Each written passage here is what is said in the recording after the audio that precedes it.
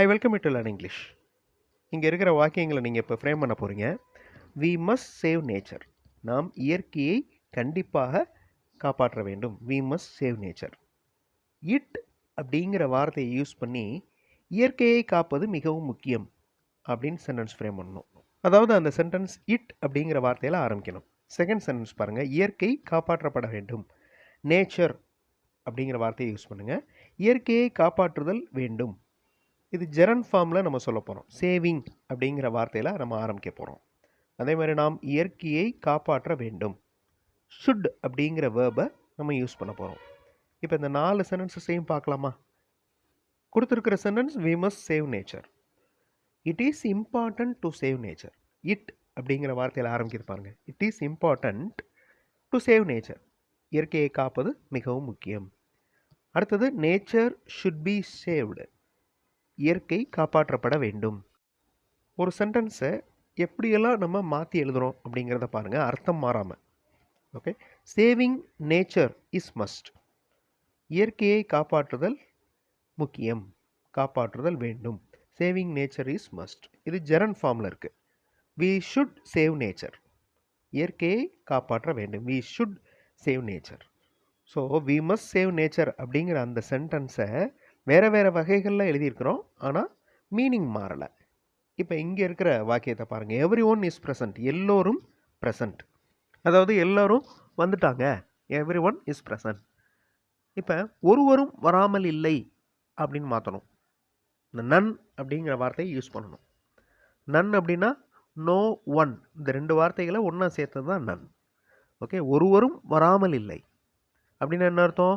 எல்லாருமே வந்துட்டாங்கன்னு அர்த்தம். அடுத்தது பாருங்கள், எல்லோரும் வந்து விட்டனரா. இஸ் அப்படிங்கிற வேர்பல் கொஷின் அதில் ஆரம்பிக்க போகிறோம். எல்லோரும் வரவில்லை அப்படின்னு சொல்லணும். நாட் அப்படிங்கிற வார்த்தையை யூஸ் பண்ணணும். Every one is present. எல்லோருமே ப்ரெசன்ட் ஆகிட்டாங்க. இப்போ நன் அப்படிங்கிற வார்த்தை எப்படி யூஸ் ஆகுதுன்னு பாருங்கள். None is absent.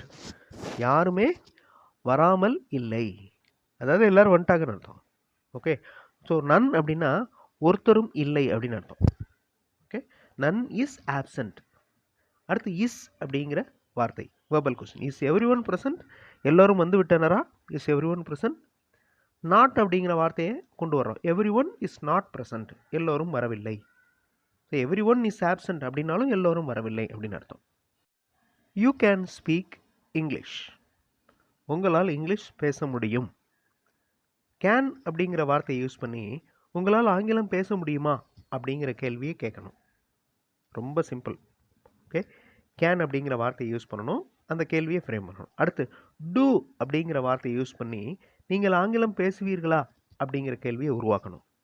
அதே மாதிரி டோன்ட் அப்படிங்கிற வார்த்தையை யூஸ் பண்ணி நீங்கள் ஆங்கிலம் பேச மாட்டீர்களா அப்படிங்கிற கேள்வியை உருவாக்கணும்.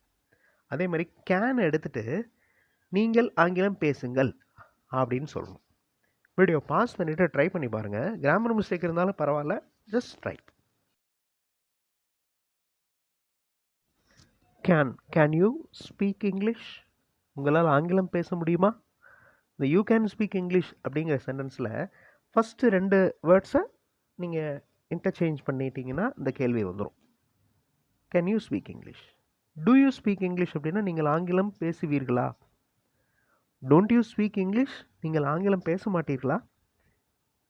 ரிமூவ் கேன் எடுத்துட்டோம்னா யூ ஸ்பீக் இங்கிலீஷ் அப்படின்னு வரும். நீங்களும் ஆங்கிலம் பேசுங்கள் அப்படின்னு வரும். சென்டென்சஸ் ஃபார்மேஷன் அந்த எக்ஸசைஸ் தான் இந்த வீடியோவில் பண்ணிக்கிட்டு இருக்கிறோம். எ computer has so many features. ஒரு கம்ப்யூட்டர் நிறைய சிறப்பம்சங்களை கொண்டிருக்கிறது. விச் அப்படிங்கிற அந்த கொஸ்டின் வார்த்தை அதை யூஸ் பண்ணி எது நிறைய சிறப்பம்சங்களை கொண்டுள்ளது அப்படிங்கிற கேள்வியை உருவாக்கணும். அடுத்தது டஸ் அப்படிங்கிற வார்த்தையை யூஸ் பண்ணி வேர்பல் கொஸ்டின் உருவாக்கணும். அதாவது அந்த வேர்பல் கொஸ்டின் ஒரு கணினி சிறப்பம்சங்களை கொண்டிருக்கிறதா அப்படிங்கிற கேள்வியை டஸ் அப்படிங்கிற வார்த்தையை வச்சு யூஸ் பண்ணுங்கள்.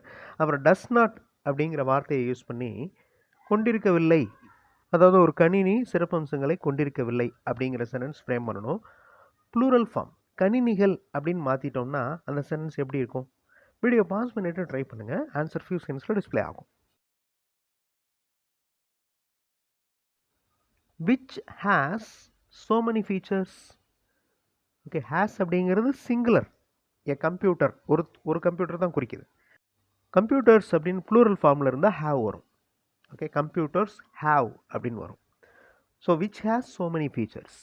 does a computer have so many features? ஒரு கணினி சிறப்பம்சங்களை கொண்டிருக்கிறதா?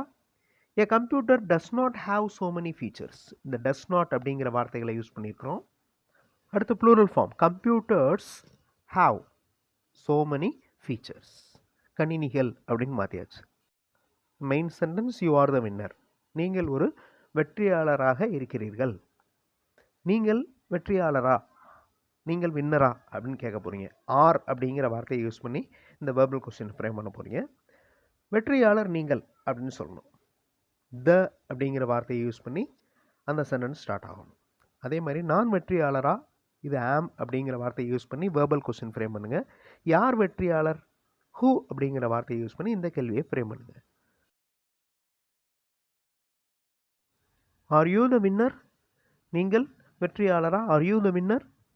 த வின்னர் இஸ் யூ. வெற்றியாளர் நீங்கள், நீங்கள் ஒரு வெற்றியாளர். The winner is you. Am I the winner, நான் வின்னரா? Am I the winner? Who is the winner, யார் வெற்றியாளர்? ஸோ ஒரு சென்டென்ஸ் எடுத்துக்கிட்டோம், அதை வேறு வேறு மாதிரி சென்டென்சஸாக ஃப்ரேம் பண்ணோம். நெகட்டிவ் சென்டென்ஸ், வேர்பல் கொஸ்டின், அதே மாதிரி ஜெரண்ட் ஃபார்ம் யூஸ் பண்ணோம், WH கொஸ்டின் வேர்டு யூஸ் பண்ணோம்.